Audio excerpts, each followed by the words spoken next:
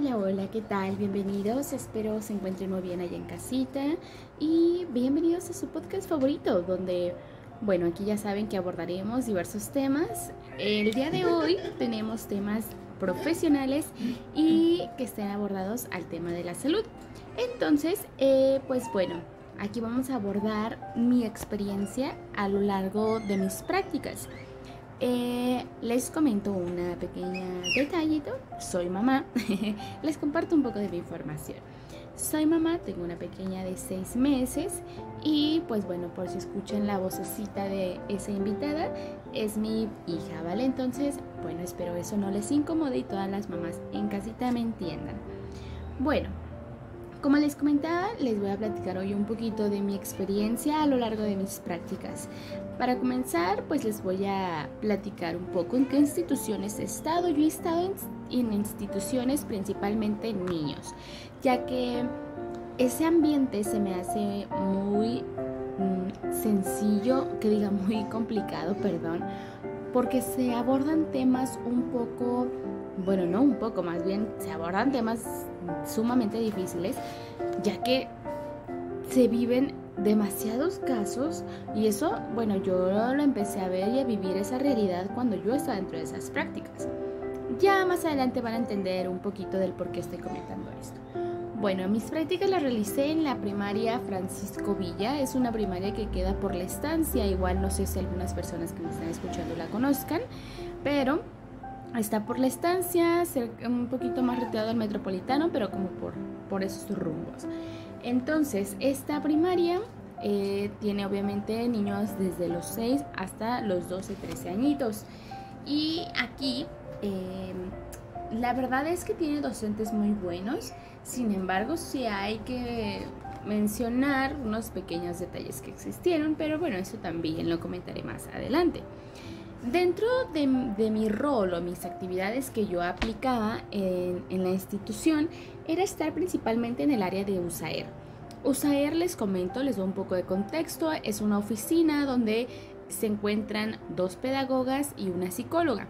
Estas pedagogas, obviamente, junto con el apoyo de la psicóloga, se encargan de evaluar tanto los expedientes de niños que nada más tienen problemas de conducta, como expedientes que tienen niños en algún programa de lenguaje, de aprendizaje, de memoria, entre otras situaciones. A lo mejor si su atención no la focaliza o no está fija en el alumno, también le dan actividades y le ponen a hacer diversas tareas para que éste se vaya adaptando un poco más y no le cueste tanto rendimiento académico.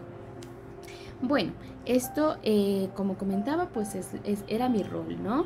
Era crear también espacios, dinámicas, actividades, presentaciones, las cuales todas estas se presentaban tanto al docente como al alumno. ¿Esto para qué? Para que se cree una mejor armonía, un mejor ambiente, porque en algunas aulas la verdad es que existía un humor y unas conductas sumamente feas. Esto yo sé que no me tengo que expresar así, pero pues es la verdad.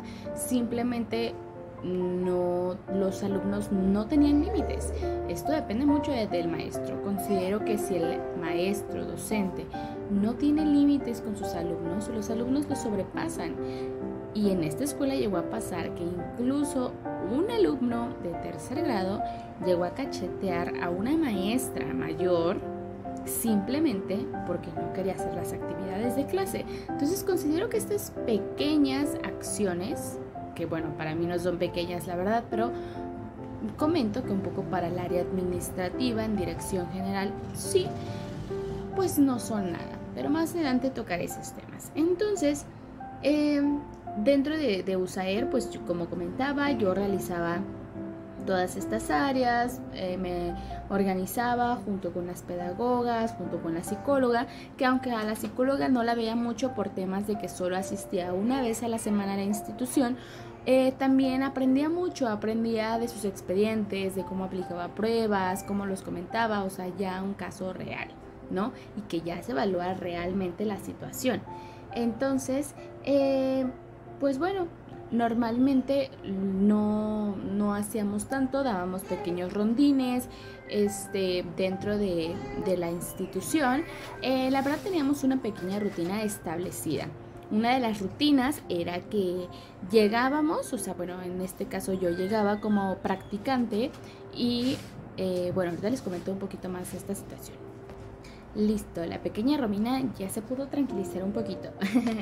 Ok, como comentaba, yo llegaba como practicante, me iba directamente a las oficinas USAER y ahí pues nos planteábamos cuál iba a ser el itinerario de la semana o en este caso del día, ¿no? Ya yo me comunicaba principalmente con la pedagoga, ¿no? Que era con la que ahí estaba inicialmente. Y ya yo comentaba pues de todo, la verdad. Ella me comentaba, mira, el día de hoy vamos a dar el primer rondín, nos vamos a ir a tal aula, vamos a aplicar tal prueba, vamos a hacer tal actividad, hay que estar observando al grupo, hay que checar las medidas conductuales, hay que checar a tal niño con código rojo. El código rojo significaba que son niños que de verdad tienen un problema grave en violencia y en agresividad. Esos eran los códigos rojos. Y al menos había uno por salón. Entonces, imagínense ustedes, existe sexto A, sexto B, primero A, primero B. Entonces, ¿cuántos salones habían o tenían un niño por violencia o que agredía? Entonces, sí había y son casos reales y números reales, los cuales yo me sorprendí cuando de verdad estuve presente en esos casos. Yo dije, ¿cómo es posible que existan todos estos casos? O sea, yo la verdad les he de confesar, yo no salía de mi burbuja, yo simplemente pues me quedaba en, ay, ¿cómo crees? O sea, sorprendidísima. Pero bueno, sí prosigo, ¿verdad?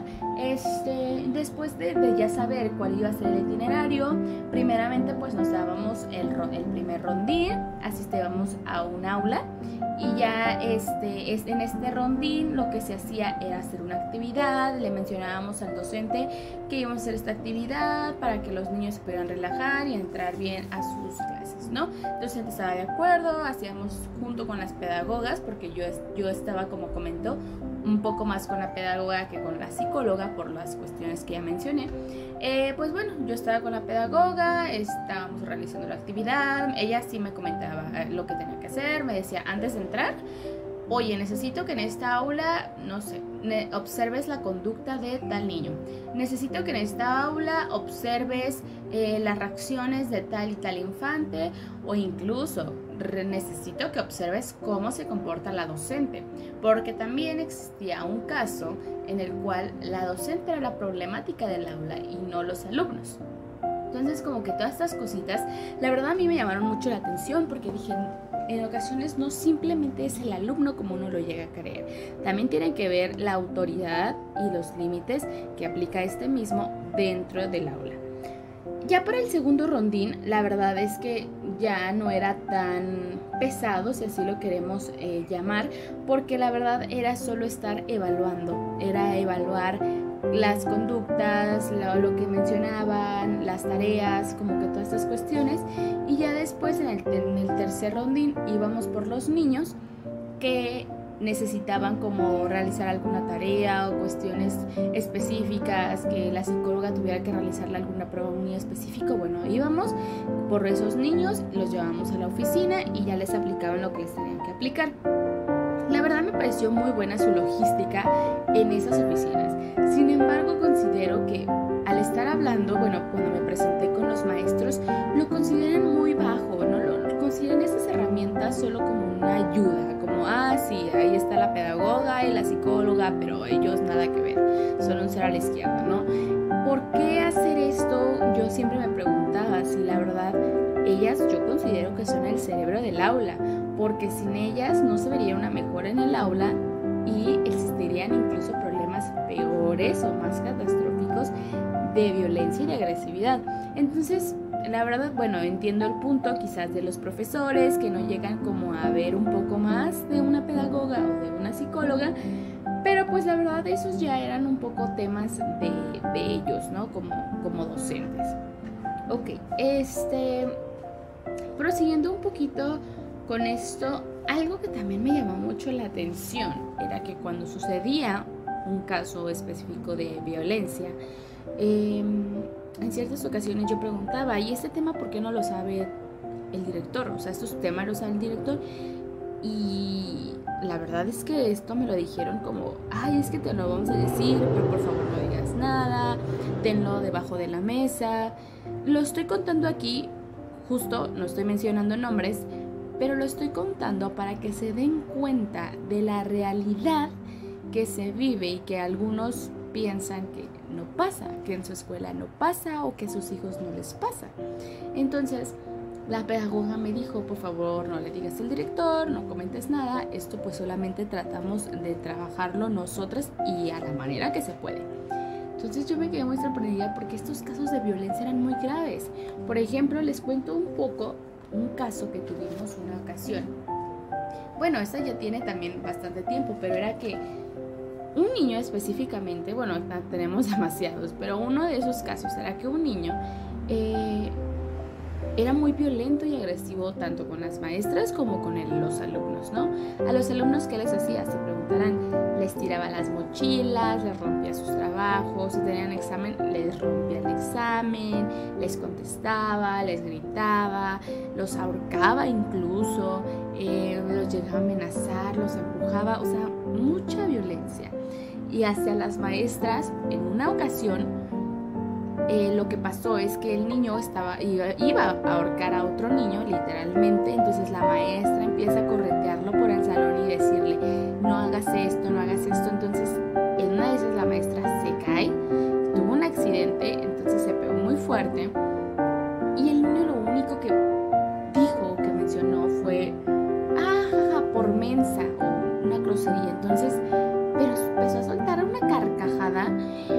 Cuando nos comentó eso la docente, me sorprendí demasiado por cómo no les interesa o no les importa que exista una autoridad enfrente de ellos, ¿no?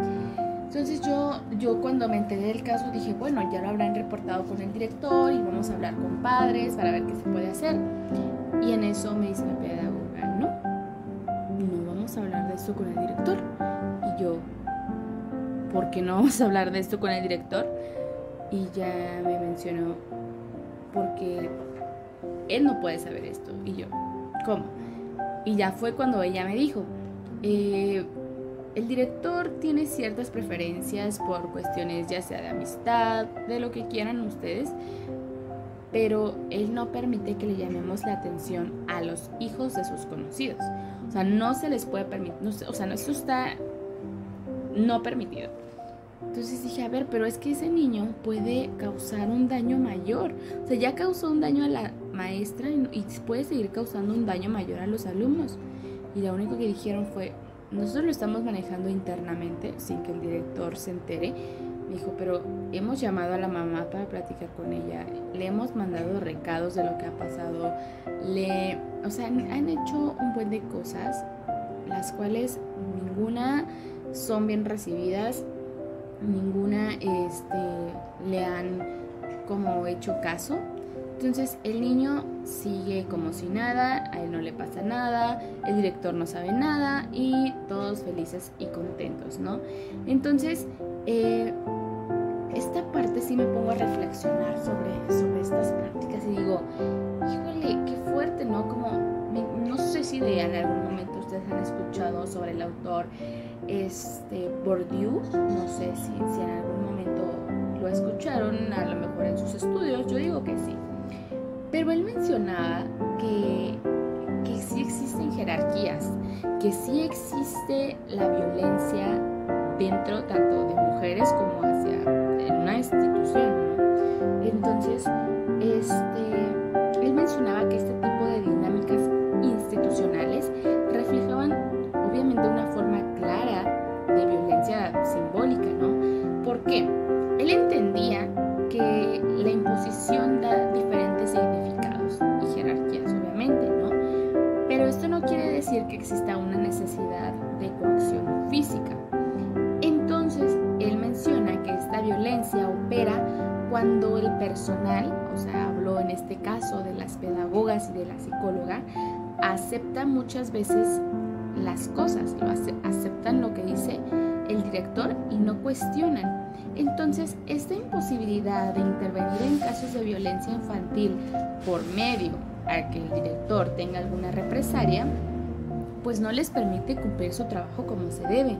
Yo me quedé y dije, sí es cierto, o sea, Bourdieu tiene mucho significado con lo que yo estaba viendo en mis prácticas, ¿no?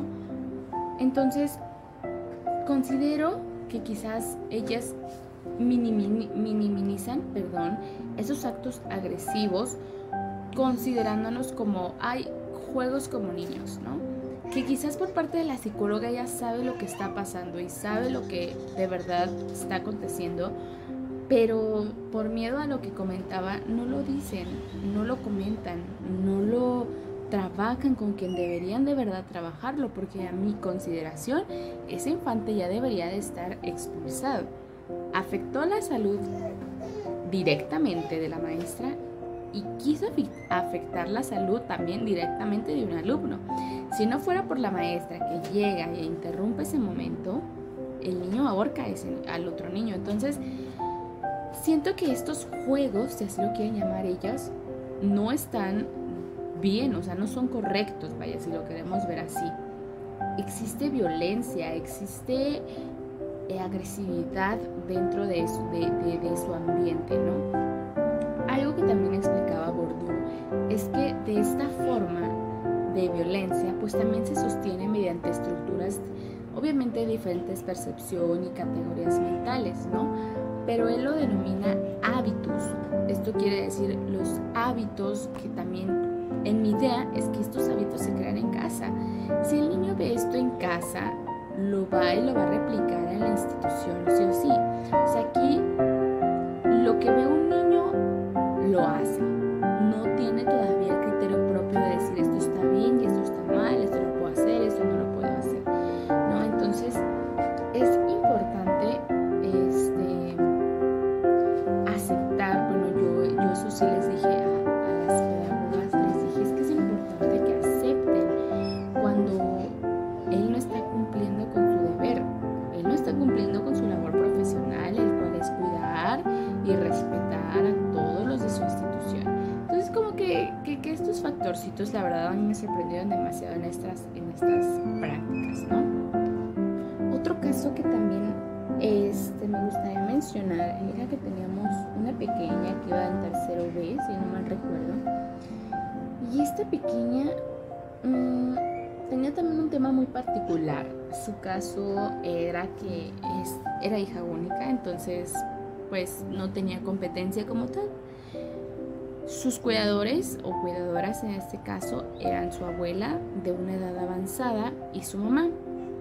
Por ende ella se sentía muy consentida, muy tranquila, muy amada, o sea, el mundo entero era para ella, me explico. Esta niña lo que pasa es que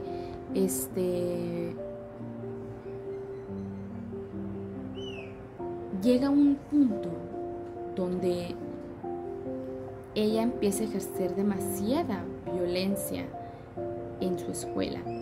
En una ocasión, en mi caso, yo estaba incluso presente, yo estaba observando la clase dentro del aula, mientras la pedagoga estaba haciendo una actividad muy tranquila, de relajación y todo, y esta pequeña acción, esa sí fue una pequeña acción, pero fue que levantó su tenedor o cuchillo, no me acuerdo qué era, y literal hizo la maniobra de como si me lo fuera a clavar en el ojo, porque yo estaba sentada a unos escasos metros de ella. Entonces ella quiso como decirme, tenme miedo, ¿no?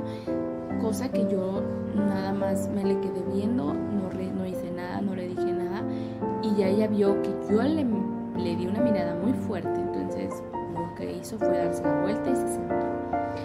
Pero esto no acaba aquí. Días antes, el caso es que ella tenía un tenedor y ella también quería encajárselo en el ojo a su compañera. Si la maestra nuevamente no llega en el momento que tenía que ser, ese tenedor ya estuviera dentro del ojo de niño, o sea, no se hubiera esperado más. Entonces, esta situación, pues obviamente a mí me sorprendió demasiado, me sorprendió que todo el conjunto de estos casos, pues es una realidad que se vive en el hoy, en el ahora, es una realidad que a veces no nos damos cuenta, a veces no nos percatamos de lo que realmente está pasando. Bueno, yo como madre puedo decir, de verdad me doy cuenta de lo que está pasando a mi alrededor. De verdad me doy cuenta de lo que puede ser capaz incluso mi hija. Digo, mi hija ahorita tiene 6 meses, pero quizás tú que me estás escuchando en casa, tu hijo puede llegar a tener 10, 8, 6 años. Tú le preguntas cuando llega de la escuela y le dices, ¿qué tal? ¿Cómo te fue? ¿Cómo te trataron tus compañeros? ¿Qué me puedes comentar? ¿Has visto algo extraño? ¿No?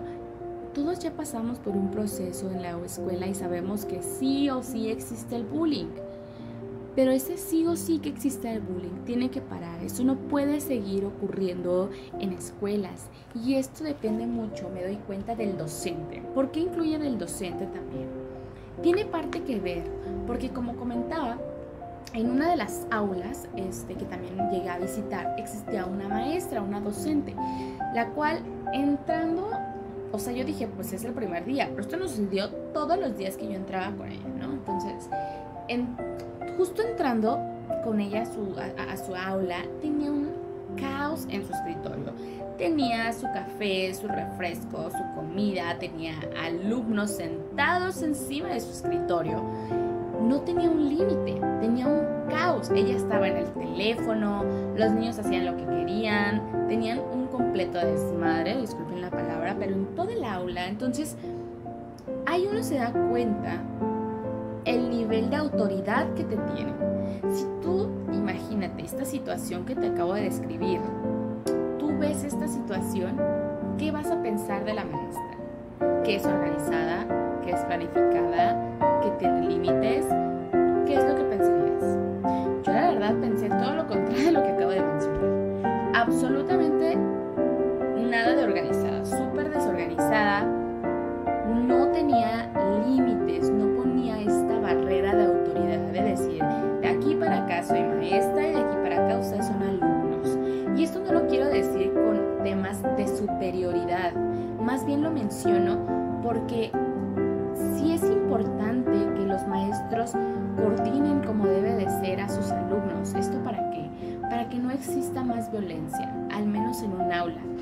Llegué a visitar otra aula donde el maestro tenía perfectamente a todos sentados, poniendo atención, con autoridad, con límites, con organización. O sea, se veía una planificación en su aula y creo que el punto también es la comunicación. El profe tenía mucha comunicación con ese equipo, con ese grupo, perdón. Entonces, a ver, chavos, vamos a hacer esto, ustedes me van a planear esto, y me lo van a entregar. O sea, bueno, porque yo estaba en una clase y los alumnos, sí, profe, sí, esto, sí, el otro, o sea, como si nada. Entonces aquí podemos ver los dos polos opuestos que se encuentran, ¿no? Y que incluso son importantes retomarlos porque, como comentaba, es importante checar, revisar cómo se encuentra la escuela de mi hijo o de mi hija y qué hay detrás de esas puertas. Porque a uno le pueden pintar que todo está perfecto, que todo está bien, que todos mis docentes están completamente evaluados para poder ser docentes. O sea, yo te puedo pintar una planificación perfecta, sin embargo, ¿quién te va a decir la verdad? ¿Quién te va a mencionar, sabes qué está pasando esto dentro de la organización, dentro de la institución? Entonces, es importante saber y tenerlo en mente y preguntarnos cuánta violencia está existiendo en la escuela de mi hijo, porque te aseguro que de que hay violencia, agresividad y bullying, lo hay. Eso te lo puedo asegurar. Pero, ¿qué hay detrás de esa puerta? ¿Qué hay detrás de lo que le está pasando a mi hijo, a mi hija? Porque estos casos yo quizás te puedo estar hablando de alumnos que yo conocí, que no tienen ningún parentesco conmigo, pero esa niña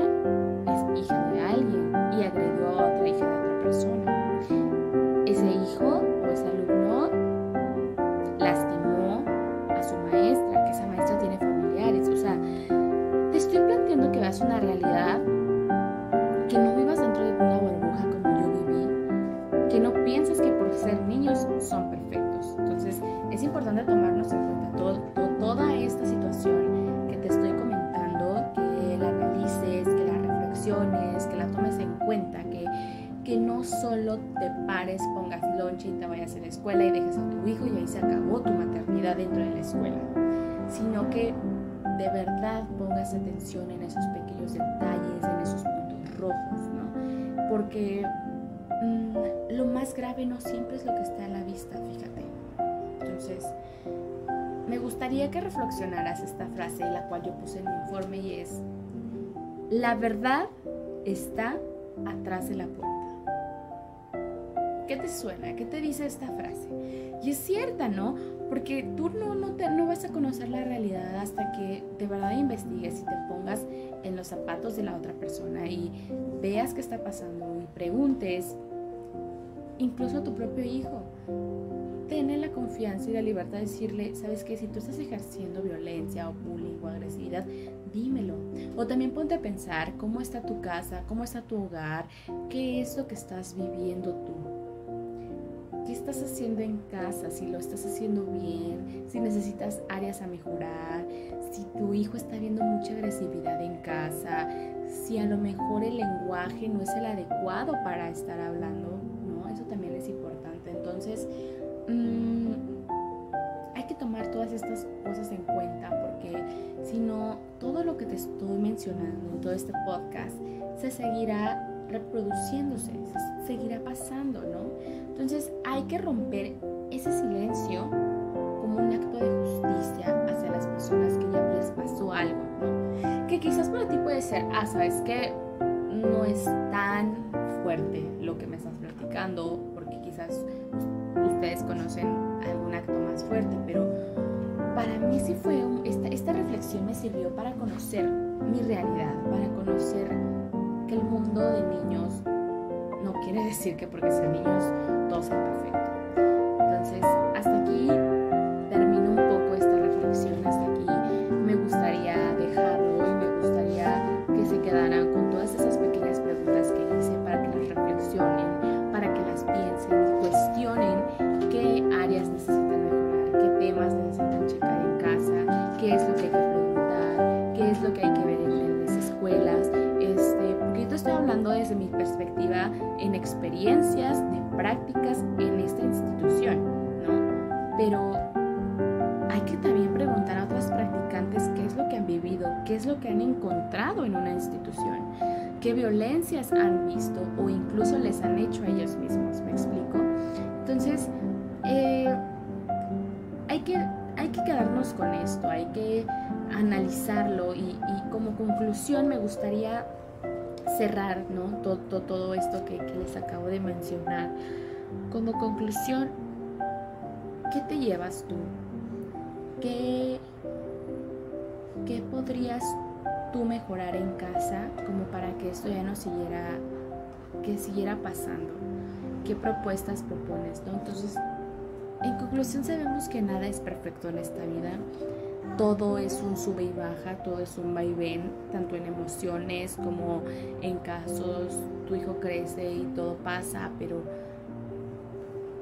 ¿qué estamos cometiendo nosotros? También preguntarnos si nosotros estamos cometiendo violencias, ¿no? Porque no sé si han escuchado también de otro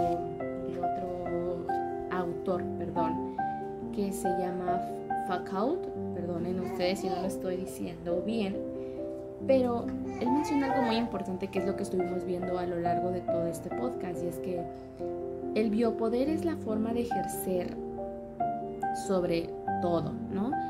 Ya que esta regula y controla tanto cuerpos como poblaciones bajo una normalización muy arraigada, ¿no? Entonces, en este contexto, he tenido todo este contexto, un sistema escolar es como operar una red de vigilancia y control, ¿no? Entonces, aquí quien decide qué entra y qué sale es el director. Él es quien puede decidir y quien puede intervenir, ¿no? Sin embargo, aunque las otras personas quieran ayudar, apoyar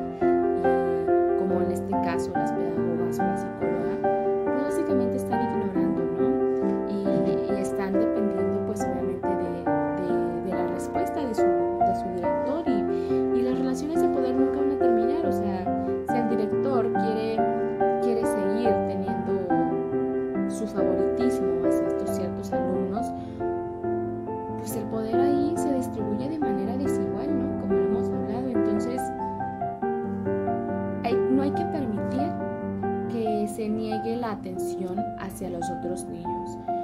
No hay que permitir que estas conductas violentas sigan ejerciéndose. Entonces, este es un claro ejemplo, ¿no? Por ejemplo,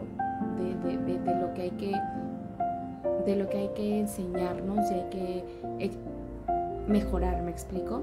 En mi caso, por ejemplo, ¿yo qué podría hacer para que esto ya no siguiera pasando quizás en mis siguientes prácticas? He de confesar, cuando yo me enteré de esto, yo la verdad, o sea, dije, yo corro de aquí. Pero pensándolo bien y tomándome ese tiempo de reflexión, de tranquilidad, puedo decir que me gustaría en particular hacer algo que todavía no les puedo decir, pero sí hacer algo, regresar quizás con otra iniciativa, con otras propuestas a esa institución para mejorar esas áreas de oportunidad y mejorar los actos de violencia, o sea, mejorar en el aspecto de que disminuyan. No te puedo decir que a un 100%, pero me gustaría aunque sea empezar con un 30%. Entonces, en conclusión, pues me quedo con eso y déjame aquí abajo tus preguntas, tus comentarios, tus dudas, tus sugerencias ante todo esto. Obviamente aquí lo vamos a estar leyendo. Espero te haya gustado este podcast. Y pues bueno, nos vamos de aquí, nos vamos con la compañía de Romina. Espero les haya gustado. Y pues bueno, muchísimas gracias por su escucha y nos vemos en la siguiente. Bye.